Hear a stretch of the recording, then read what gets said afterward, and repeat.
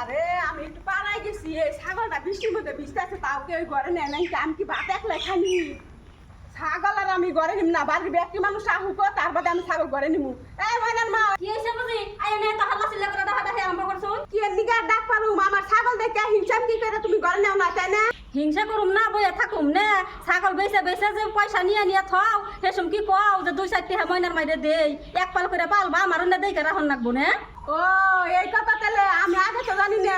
আর ছাগল কি বেচে কি আমি বাপের বাড়িতে নেই, আমি তো এই সংসারে ভাঙ্গি। সংসারে ভাঙছ না কি করছো নাকি আমি জানি, কি জানি তল দে বাপের বাড়ি দিয়েছ, ওরা তার আমার কাছে হই না দেও নাই।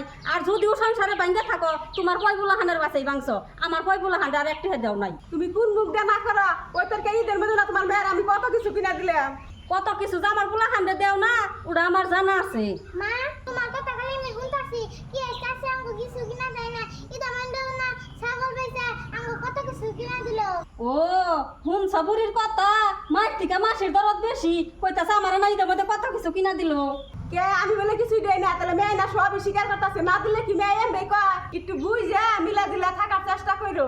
ঠিক আছে বুঝি, আজকাল আইনের এই সংসারের কাম কোনো কিছু একলা করন লাগবো না, যত ছাগল বরকি আছে আমি আইনের নগে মিলা জিলাই কাম করুন। তো কত বেলা হয়েছে, নুন যাই আমরা ভাত খাই একসাথে। ন যায়